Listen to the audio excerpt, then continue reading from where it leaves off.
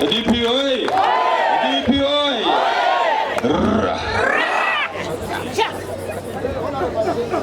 ab'ebitiibwa mwenna abazze okuwerekera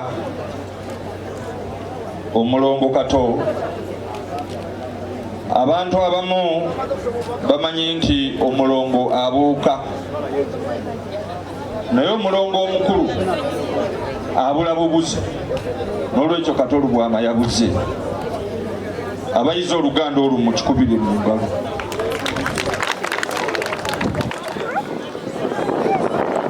Okufa kwa Kato Lubwama kutuyigiriza ebintu bingi. Tuyize nti Kato Lubwama abadde ne famire ezitali zimu. Tulabye bannakatemba, tulabye famire eyiye ey'effumbe, tulabye ne famire eya Democratic Party. Njagala abatuwuliriza mwenna mumanye nti waliwo ne famire gye twabadde tetutegedde nti Kato Lubwama alina Oluganda ku Honorable Minister Muyingo, naye naffe tulina we twegattira naye mu famire yaffe. Kato Lubwama muzzukulu wa Yozefu Kasolo, ye yali president wa DP yasooka. Muzzukulu wa Matayo Mugwanya, yali president wa DP owokubiri. Muzzukulu wa Bendikito Kiwanuka, yali president owokusatu. Muzzukulu wa Paulo Kawanga Semwogerero Omugenzi, president owokuna. Muzzukulu wa John Sebaana Kizito, president owokutaano. Kato Lubwama abadde yeddira NRM akabbira obukulu ppya. Era alwanyisiza nnyo embeera ey'obukulu ppya mu gavumenti awatali kutemya ku liiso. Kato Lubwama waafiiridde ng'omukuza gwe baatubwa yeetuga. Era mu kiseera kino tutambuza lumbe. Bwe tunaayabya olumbe tunaababuulira omusika. DPS olw'okubaaho. Njagala okwebaza abamemba ba DP mwenna mwekubireko mu ngalo. Mubaddewo ku lwa Kato Lubwama. Kato Lubwama abaddewo ku lwa Democratic Party. Era okuva Kato Lubwama we yajja actively mu Democratic Party, ekibiina kyaffe kyafuna vibe etali ya bulijjo.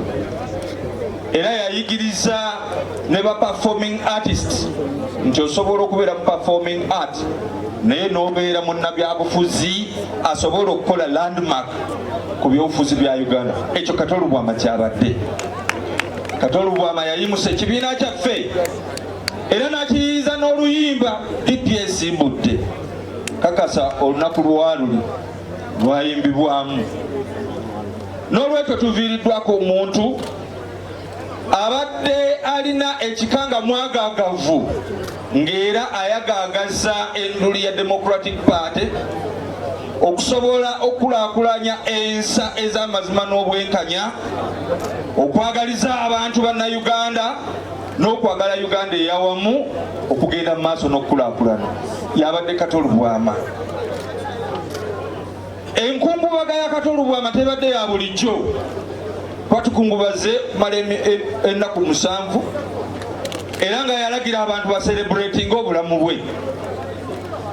Abantu baselebrating obulamu bwa Kato Lubwama mu nnyimba n'amazina.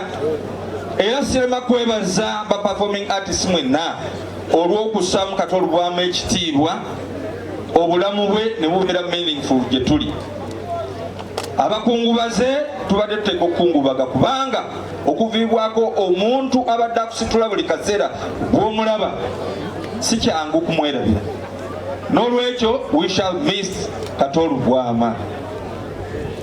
Ayi Mukama muwe ekiwummulo ekitaggwaawo. Ayi Mukama muwe ekiwummulo ekitaggwaawo. Emyoyo gy'abakkiriza Katonda agikwatulekisa ekiwummulo eky'emirembe. Mujja kutukkiriza abadipi mukuŋŋaanire awali Kato Lubwama munnaffe tumusiibule ng'omuzira wa Democratic Party. Tugenda kukuba emizinga etaano. Abantu abalwadde b'omutima bwa pressure mukwate ku mukono ogwa kkono kubanga emizinga givuga nnyo. N'olwekyo tugende tusobole okukola omukolo ogusembayo. DP bajja kuteekako n'ekimuli kyabwe lumu bakube n'emizinga.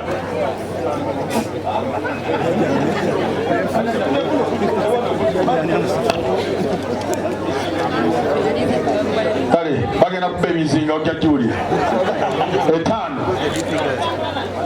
Ab'emitima munyweze emitima. Emizinga gigenda kuvuga abadipi bagenda kuvuga.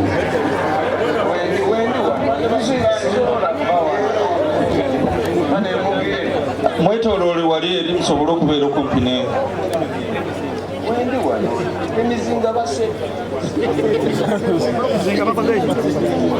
mizinga gigenda kujja.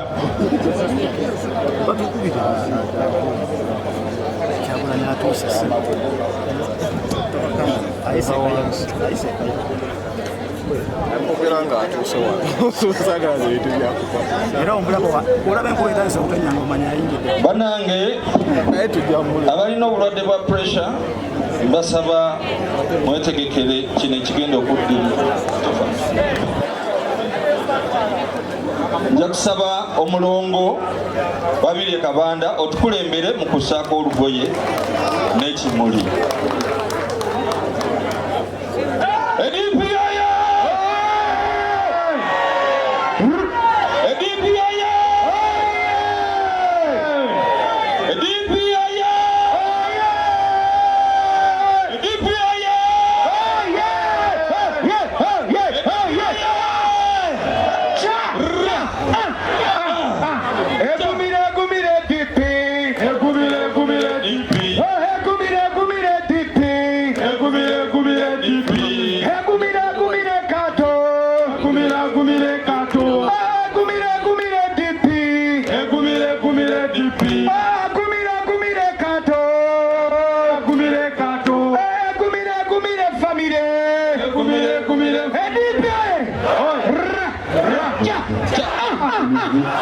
Emizinga ginajja nkya ndowooza olwogiweddeyo